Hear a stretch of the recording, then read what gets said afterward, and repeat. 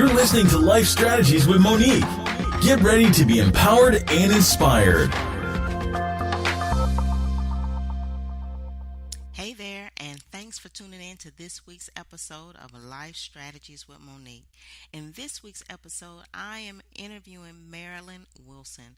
Marilyn is a freelance writer and editor with a passion for interviewing women all over the world.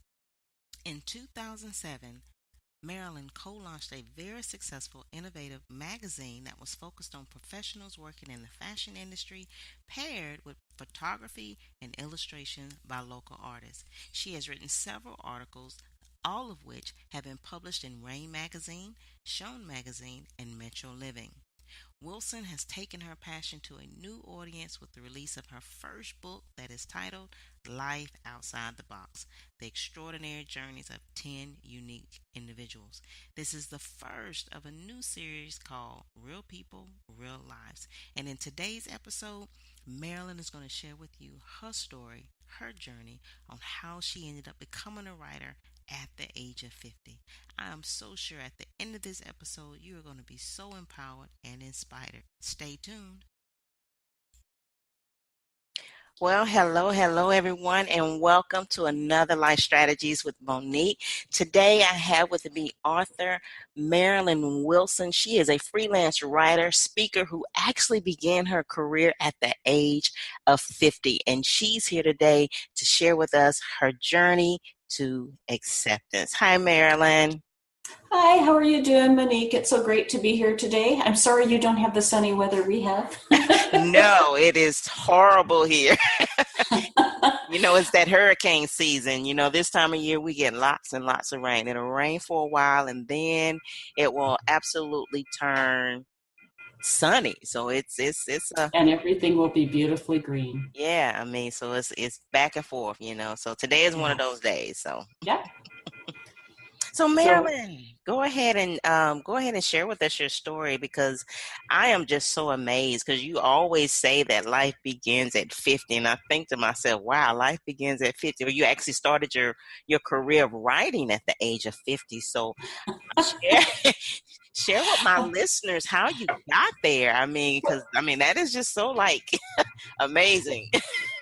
The universe guides us in the most amazing ways. Growing up, I did not fit into the role that my parents needed me to fit into.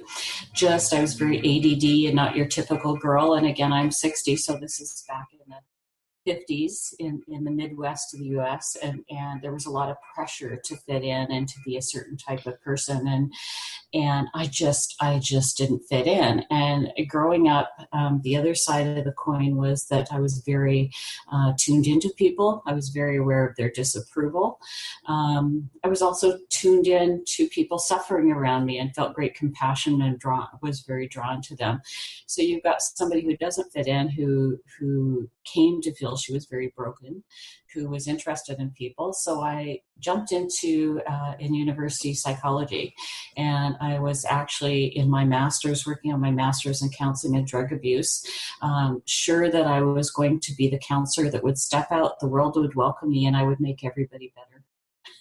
Wow. There was this, I know, we're so I was so sure, because of my empathy for people and because I struggled with so many things, that I would be the person to bring health to them. And my professor was talking one day. I was lucky to be in a school where the master's professors all worked in the industry, so they brought real life experiences. And he started talking about his year, and he'd had a couple suicides. He'd had a father who was feeling sexual feelings towards his daughter but hadn't acted on them. He couldn't do anything. And then I found out that in general at that time, success for counselors in marriage and family, which is where I was headed, was only 5%. That people who only came as a last-ditch effort to prove they tried. And suddenly this bubble burst. I thought I was going to change the world. And instead, I was going to sit and fail 95% of the time. And there was very little I would get to do besides sit behind a desk unless I got my PhD.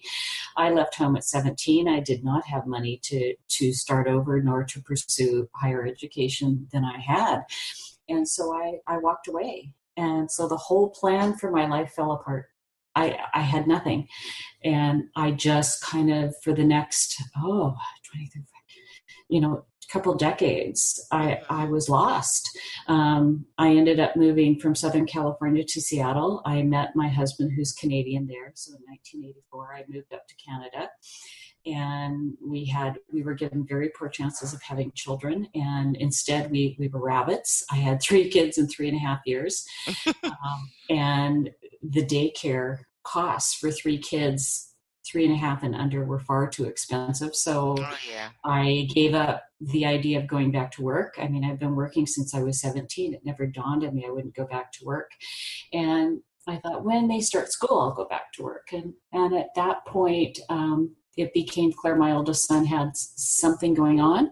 There was some sort of learning disability as well. He was not a manly man, and he was in a group of kids at school that were really macho sports addicts. So bullying got really bad. And if your oldest one is bullied, the other ones get bullied. So all 3 of my kids were not safe walking to school and home. And that really hurt our family dynamics. And again, it tapped into that part of me inside that felt I wasn't good enough. I produce these children, they're getting bullied, I can't stop it. So I spent, honestly, most of my life really feeling very broken and not making very many friends, because I felt that if they really got to know me inside, like when I was small, they wouldn't like me. When my kids hit teenage years, they kind of got their feet under them, and the ADD focus needed to move off them. And so I sat down at the computer and got on a site called Craigslist, which is just things for sale, odd jobs, all kinds of stuff, and thought, what's out there in terms of jobs? And saw an ad for a New York fashion magazine that was looking for submissions. Now, I grew up poor. My mother grew up poor. My husband and I did not have money at that point. I was cutting his hair. He was cutting mine. My clothes came from thrift stores, or the Canadian equivalent of Kmart. But I thought, how hard can this be? I got A's in English. I can write. I know a couple designers in the area through my daughter who did a little modeling, and this will be fun. I still remember thinking, this will be fun. And I sent off 3 ideas and 2 were accepted. And that's the moment that everything really shifted for me. What I did was leap on a lark at something I thought would be fun to try. And instead it catapulted me into a decade-long journey. The first interview was with a First Nations Métis woman who was a fashion designer, and she talked for 2 hours straight. I ended up with 12 typewritten pages of transcribed notes. And she shared not only her journey, but she shared things about their generational ideas, such as honoring your elder and honor among people and regalia. And I had literally goosebumps from head to toe the whole time. I'm sitting there with my mouth hanging open. Fortunately, she was very kind to me because I didn't know what she was doing. So she just kept talking. And I walked out and the air sparkled. It was like returning to my passion of young. Here I was, listening to somebody's story and being the privilege of hearing somebody's story and learning about a different way of looking and thinking and somebody else's life. And instead of being considered nosy, they were happy. And all I had to do was write an article. To get this gem and to keep doing this, I just had to write an article. I could do that. Well, I learned that writing term papers in high school is not the same as writing magazine articles at 50. And it took me a while to get it right. I got all my interviews done. I got both my articles there. All the stuff was there. And the magazines folded before my articles even went to print. I was offered money. I was supposed to be paid. And the photography team was supposed to be paid. I had to go to everybody and tell them, it's off, it's done, there's no money coming. And I was so depressed. And I thought, I can do this. So I spent almost probably 9 months emailing everybody I'm here. I'm ready to interview. I just want to write. I just need an open door. And all I got back was crickets, because I'm 50 years old. I've been out of the job market for 15 years, and I had no experience or credentials in writing or journalism. Nobody wanted me. The world was not waiting for me. There were no open arms, and it was really depressing. So I went back on Craigslist, and it just, again, trying everything I could to open a door, and made a post that I knew a couple fashion designers. I just wanted the opportunity to write. I lived in Vancouver. Would anybody like my services? And I met a photographer who wanted to start a local online magazine that it was a fashion magazine, but instead of focused on fashion, it was to promote the people working in our industry, which was very different. And again, it tagged into my wanting to hear people's stories and promote people and share with the world. So within 6 months, he sort of thought he could just have some writers and they'd do everything. He didn't realize you needed some organizational things. So within 6 months, he and I made an agreement that I was the editor and part owner of this magazine. So with no experience, suddenly I was an editor, a scheduler, an ad salesperson. I found writers, I trained writers, I did everything but the photography. And I had to attend tons of events, and it took me about 6 months to realize I was the only one who didn't have the right clothes. I didn't even know how to put on makeup. I didn't go for mani pedis. I didn't have the latest hairstyle. I didn't even know the names in the fashion world, the biggest ones. And so, again, there's the joy at being out and doing what I want to do, and learning and growing and taking on this new career was offset with the realization that I had no idea what I was doing. And I was learning in the public eye and making mistakes in the public eye. And other people in the industry didn't throw their arms open and said, "Oh, Marilyn, we're so glad you're here." I had to earn my credentials. There was a lot of talking behind the scenes, and I cried a lot. I cried a lot. But what I decided to do was, every time I saw people, I'm an older woman, so I could open my arms and say, "Hi, how are you?" and give them a hug and tell them how great they're looking. And slowly over time, the politics eased a bit, and I started to get some skills behind me and some recognition. And I started to work with a stylist and save my pennies. And every season's in fashion or twice a year. So every season I bought a couple more pieces that would go with the pieces I bought last season, until I had a little group of clothes that could mix and match. I only wore to events. I'd come home and carefully take them off and hand wash them. And I slowly learned. But it was hard work, and I wouldn't trade it. There were incredible highs. There were terrible lows, such as when the magazine folded. I put all my branding into this. I had saved nothing on my own. And when my partner and I had to part ways, I suddenly realized I was back to square one. I was nobody again. What was I going to do? And I went in a very dark place for about 6 months. And I decided finally somebody had me set up a blog and made me write on it every day for 6 weeks. And at the end of 6 weeks, I said, no, the interest is still there. What does that mean for me? And at that point, I happened to hear my publisher, Julie Salisbury, speak at a women's meeting. And from the time she started talking, I got goosebumps again. I thought, okay, this is where I'm headed next. This will be easy, right? I've been writing for 8 years now. It's going to be fine. Well, I quickly found out that writing books and writing longer pieces is much more difficult. And that 6 months job of writing a book was 18 months of anguish and deciding to quit and deciding not to quit and crying and tears, until, with the support of my incredible community, I launched my first book in February 2015. And it still, despite that, took me 3 years to write my second book, which I just launched in June. So I am that real mix of highs and lows. And I can honestly say at this point, interviewing is the best therapy I ever had. I listen to people all the time, okay with their journey and embracing their journey without apology, and handing me little bits of wisdom of how they dealt with different problems. And over the course of this last 10 years, they have have helped me grow. They've helped me learn how to embrace the right friends, to acquire a tribe around me. I could not do what I do without. And I am humbled and grateful. And that's what your second book is about, right? Right? Yeah. The wisdom of listening is listening all of the stories that you've gained over the years. Right. The first book, because of where I was at the time, was called Life Outside the Box, The Extraordinary Journeys of 10 Unique Individuals. And the point of that book for me was to go back through the interviews and pick some people who really inspired me and changed my life and tell their biography. And these 10 bios are completely different. Some are silver spoons, some came from horrendous backgrounds, some are wealthy, some were poor, but they all lived their life without apology. So I was working on book 2, and my passion project was the wisdom of listening, and I was going to allow myself the privilege of writing it when I'd accomplished enough work. And one day I realized that what I needed to do was write that book, because it was time to give wings to all the wisdom people have been sharing with me. The idea for the book came in an interview with artist Pamela Masick.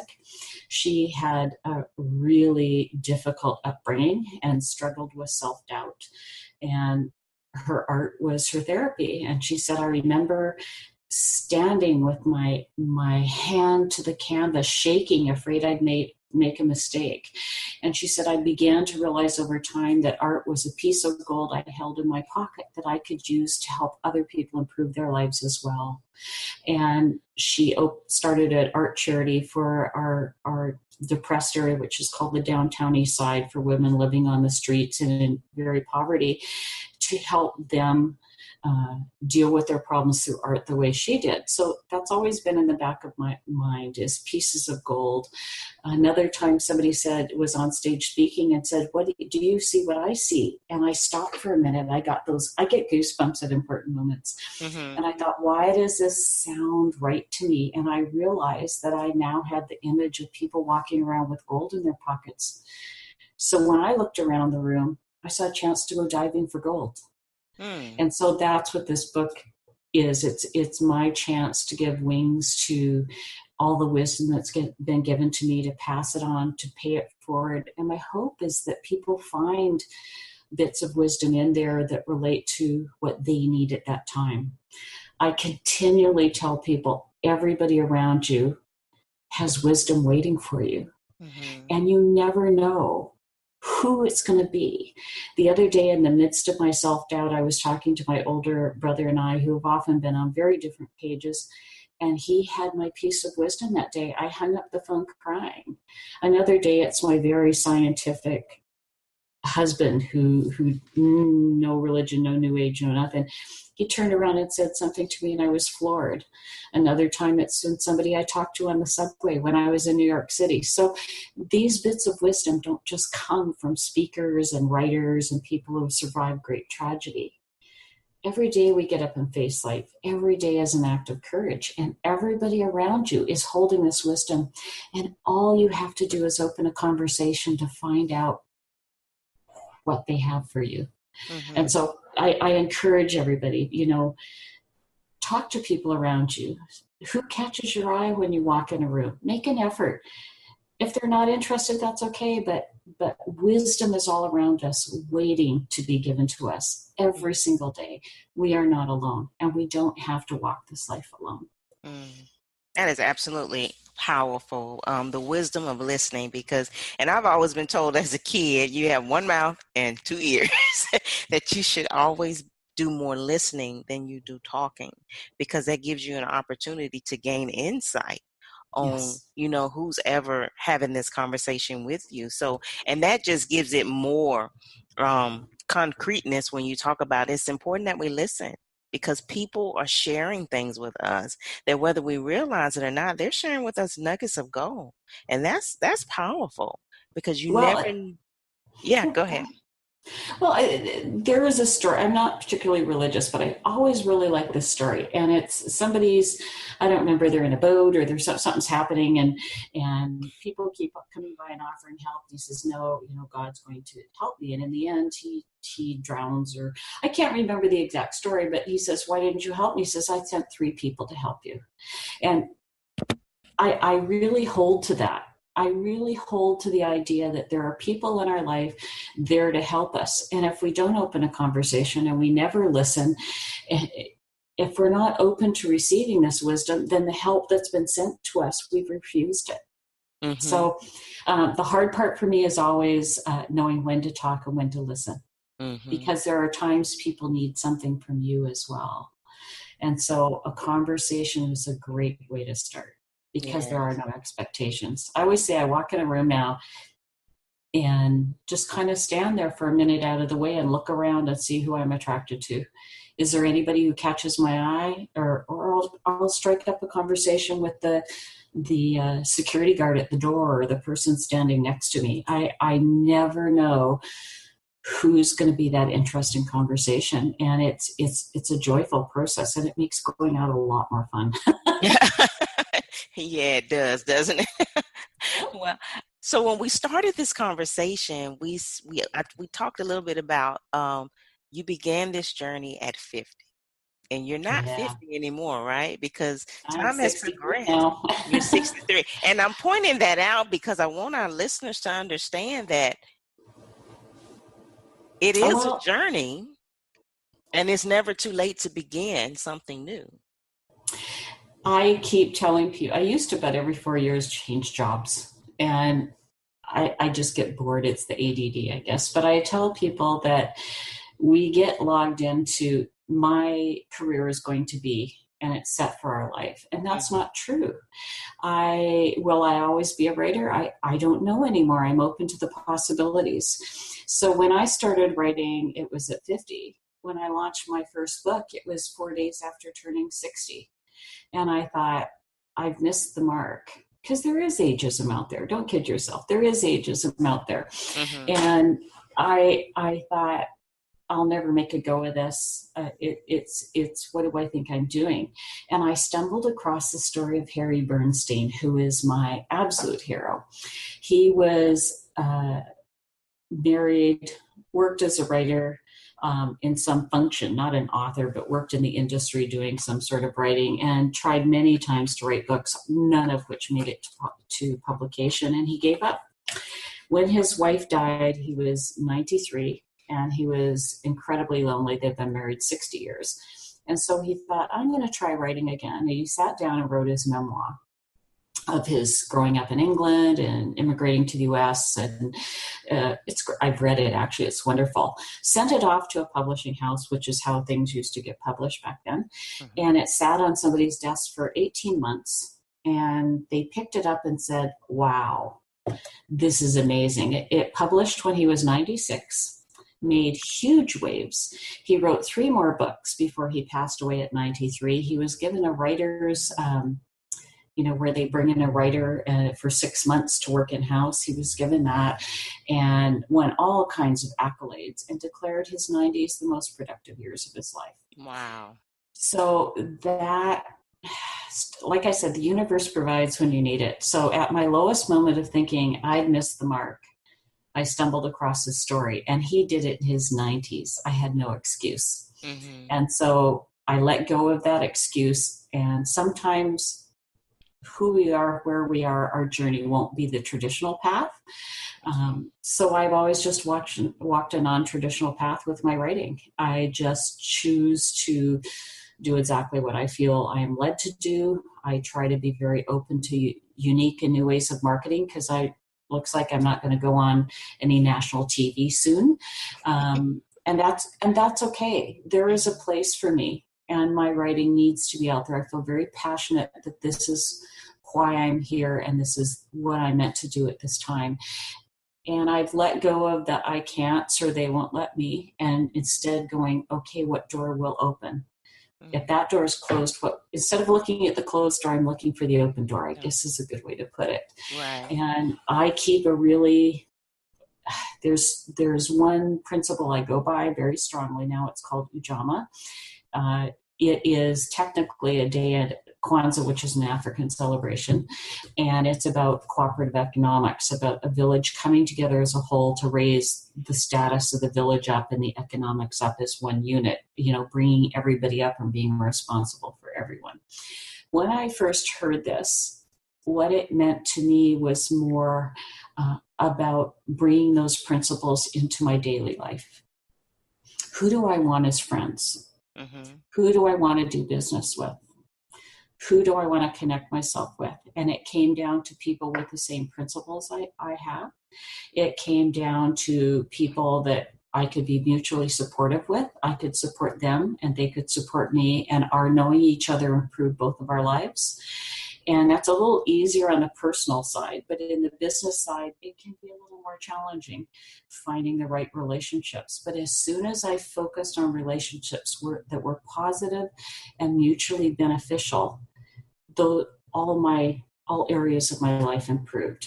And I hold to that today. I'm very careful with who's close to me. I never cut anybody out of my life, but I move them farther out like tree rings. Mm-hmm. People that are close to me that and the businesses I deal with, we're on the same page. We help each other. I'm a benefit to them. They're a benefit to me. We take turns being in the spotlight. And that's the way I personally choose to work. And it's really changed my attitude, and it's changed my moods. And there's so much more positive energy around me all the time.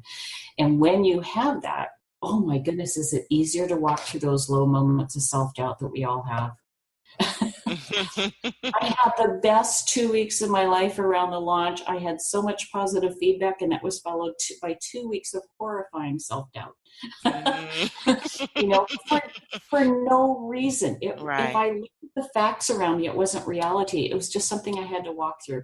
We all have those swings up and down. And so who you keep around you, and the attitude of the people, the businesses you deal with, the way you move through your life, the attitude you keep around you makes a huge difference. Yes, it definitely does. I would agree with you 100%. It's kind of like you are who you hang around. It kind of like Yes. can rub off on you. If it's negative energy, that's exactly what you're going to have. Or if it's positive energy, you'll get that too, just based on who you decide to, envelop yourself or hang around or put in your environment. So I think it's very important that we have positive energy, positive people who can keep our energy up in our lives, and also who are wanting the same goals or who have the same principles. So yes, I agree. That is so key, especially when it comes to us wanting success in our lives. Yeah. Another chapter that really is the start of my next book. I think I have chapter 1 is a very condensed bio of me because nobody likes telling their own story. Chapter 2 is wabi-sabi, and chapter 3 is ujama. So wabi-sabi was the one that came to me first, and it's a Japanese concept. I was introduced to a photographer, and when I was interviewing him, I said, where do you get inspiration? And one, he came up with wabi-sabi, and it is the idea of beauty and imperfection. So if you have a cracked bowl, you fill the crack with gold. And if it talks about the beauty in aging, it talks about the beauty in your wrinkles, it talks about embracing beauty around us as part of life. The imperfections are beauty.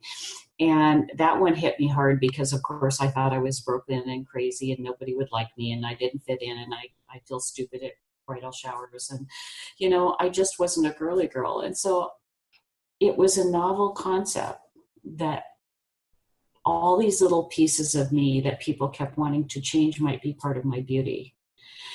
And what I discovered more than that was, as I accepted these parts of myself, I found out they were actually my unique talents. The things that set me apart from people made me good at interviewing. The things that set me apart and the strength of my passion made me good at things. And so the opposite side of that is, when I was looking at myself as broken, I attracted people into my life that supported that. Yeah, you're broken, you need to change. As soon as I flipped and said, no, I'm not perfect, but I'm the way I'm meant to be. And there is something good that can come out of all sides of me, I attracted friends that felt the same way. So it's such an intricate little dance that we want to feel good about ourselves, but sometimes we're not willing to embrace ourselves as we are. We walk through life with this negative view of ourselves, and then we're surprised when everybody around us mirrors that back at us.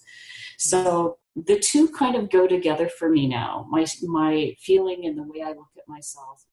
There's a spoken word poet, Shane Koizan, and one of his most powerful lines is, if you don't see anything good about yourself, get a better mirror. Yeah.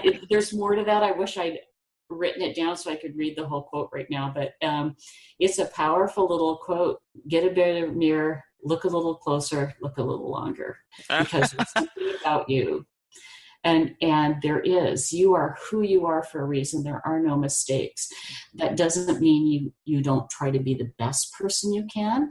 It's just meant that every part of you is there to help you do the job you're here to do.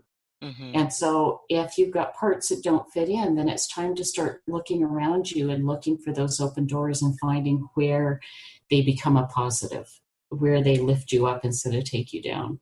Mm-hmm. I mean, being intense and interested in other people can label you nosy, or in interviewing, label you a good interviewer. Mm-hmm. There's two sides to the same trait. So I lived my early life with the comment, "Oh, Marilyn, if you could just," and the implication was if I could change, people would love me and everything would be right with the world. And in my 50s, that switched around to, "Oh, Marilyn, if you could just accept yourself, you'd find your purpose." And that's what I did. I found my purpose, but it took a lot of opening doors and finding ways to get there. I did not have the traditional path. And if in another 5 years I feel led to embrace a new career, I do it without apology. I don't feel that I have to be a writer till I'm 90 to be a writer. This is one phase in my life, and if it lasts 20 years, that's great. And if it's just another 5, that's okay too. I'm just open to possibilities. I'm always looking for the next door that opens. Wow. I think that's something our listeners definitely needed to hear about embracing your imperfections, because yes, a lot of people are so busy comparing themselves and wanting to perfect themselves when they just need to embrace who they are as individuals. And once you do that, you can have self-acceptance, which is what you say it led to. Once you embrace your imperfection, you basically have accepted, who you are, and that's how we were created. We're not perfect individuals, and we weren't created to be perfect. So we do have to embrace definitely who we are as individuals. I love that. And your perfections can become your strengths. I can't say that enough. The things I disliked most about myself when I was young became my best assets when I found my career. So don't shortchange yourself. There's many ways to look at who we are, and the way we're using a part of ourselves now might be an imperfection. If we find another avenue for it, it can become our strength. I mean, my youngest child is stubborn, and when he was a little kid, we had a tough time all through his teen years. But now he's out working as an adult, and that strength of character does him well at work. It's so. We have to give ourselves a break. There's two sides to everything we look at. One is the negative side of it.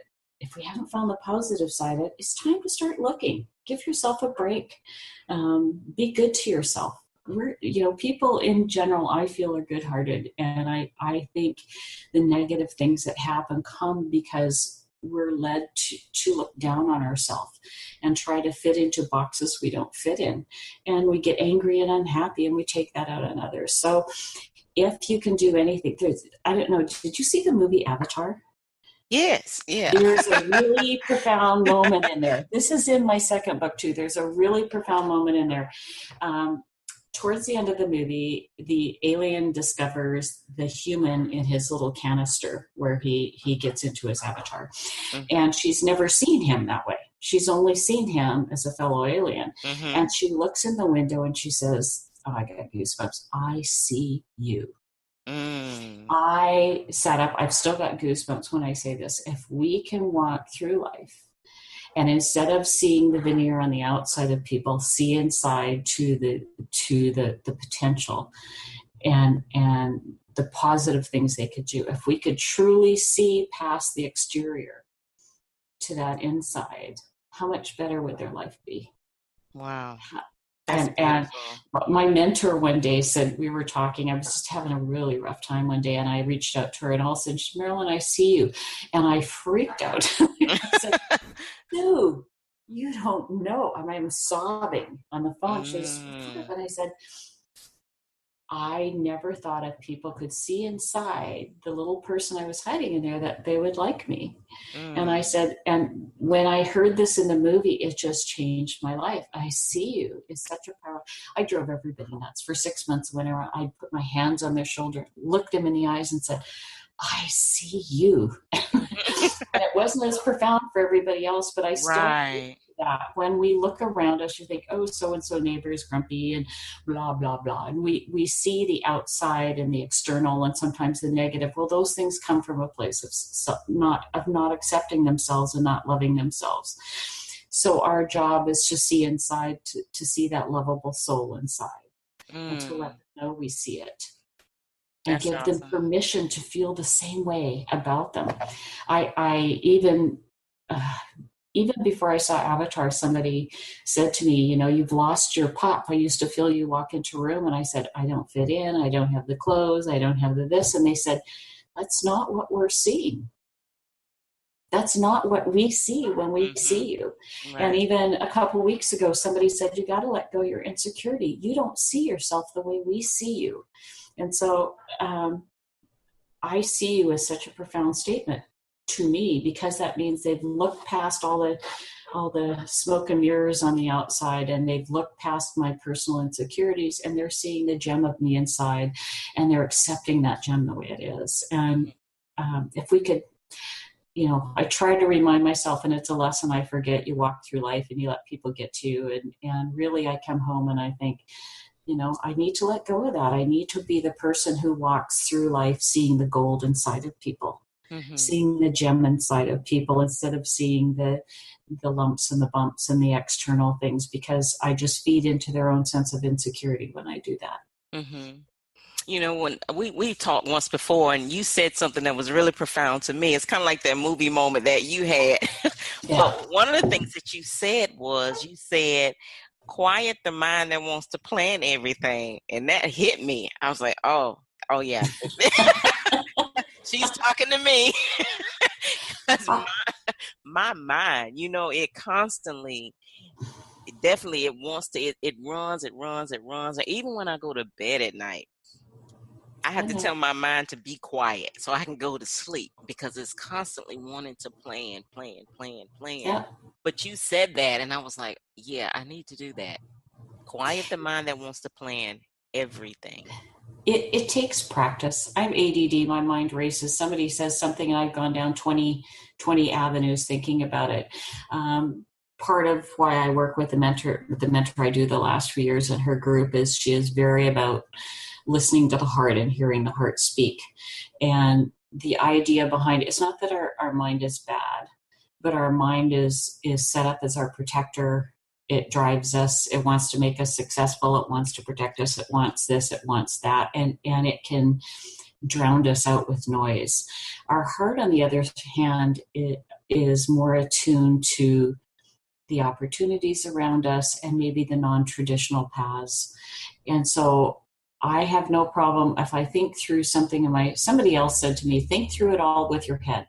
Like, go through all the steps, think it all out, and then get quiet and let your heart speak, because your heart will process that information in a totally different way.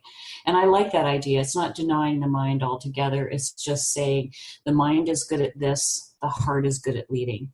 So it's getting the mind to do its job and then be quiet long enough for the heart to process all that and give you the spirit's feedback on what you need to be doing and where you need to be going. There's been several times in my life somebody said, you shouldn't do an article on that, you shouldn't talk to that person, you shouldn't, because, and they had a good reason. But when I stopped and thought about it, given the criteria I set up, I chose to go ahead, and it ended up having payoff 5 years down the road. Amazing payoff. If I'd listened to everybody and listened to the logic of it all, I would have said, yeah, you're right, and walked away. Because I didn't, because I allowed myself the opportunity to listen to my heart as well, the answer I got was a little different. And so I proceeded with caution because that's the right thing to do given the feedback I was given. But I walked through that door cautiously and to see where it lead, and it ended up leading me to Australia on contract. Like, I could not have dreamed of this 5 years ago. So the head versus the heart, they're meant to work together. Unfortunately, our mind loves to take over, and it does it by keeping our thoughts busy. Yes, it does. I can attest to that. Or you're trying to focus on one project and your mind goes, oh, but have you thought about this? And like like a magpie with a shiny object, your mind goes, zoop. It's more fun to go down a new direction. So yeah, it needs, it's a part of us we need to embrace, but it takes, with real practice, you can find ways to quiet it and get it to step back so you can hear your heart as well. And that's just practice. It's just practice. And I'm learning too. I'm learning to quiet my mind. And it does take practice, because if not, it just runs rampant. I mean, literally rampant. So I appreciated that nugget when we talked last. I was like, that's me. I need to quiet that. And I'm going to tell you, you're at the beginning of your interviewing career. Every interview you have will have those moments. And if you don't notice it, sometimes you have to go back and listen to it again. But this is a new drama relationship. The person being interviewed gets the opportunity to share their wisdom with your listeners and to get some promotion for whatever they're doing. The listeners and you in return get the opportunity to get a piece of gold. And so every interview, no matter the age or what they do, I'm listening. I'm listening for that piece of gold. Is there something in here today that I'm meant to hear? Every speaker series I go to, I know there's one speaker I wouldn't be there if I wasn't led to be there. There's one speaker. So I listen for that piece of gold. Yeah. I do. And I write it down and I think about it. And often I'll have an 8-hour day of speakers. It's one moment in time. Wow. I'm not looking to get something from everybody, because that one moment in time is the piece I've been waiting for. Right. Wow. Yeah. Thank you. So you're on a great journey. I would love to talk to you again in 5 years. Okay. And hear how your life has changed and what you've learned from others. Because it took me about 5-6 years to see it.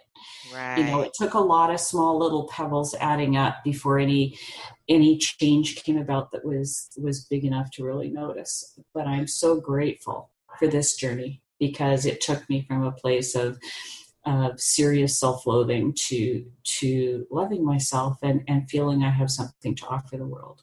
Right. Awesome. Well, thank you so much, Marilyn, for sharing your story today and all those nuggets. I mean, I know our listeners have gained such great information just by listening to your story, your journey, and how you went on the road to self-acceptance and how you wrote your book. So absolutely amazing. Thank you. Could you tell our listeners how they could get in touch with you if they wanted to? Absolutely. Fortunately, I have a website that's under my name, Marilyn R. Wilson, Marilyn R. Wilson.com. You can reach out through there. There's also links there to connect with me through Facebook, through Instagram. I'm not on Twitter very much right now. The website takes you to an info @ if you really need to reach me. I have an email that I work with every day because I work on contract with people as well. And it is justbusiness1@gmail.com.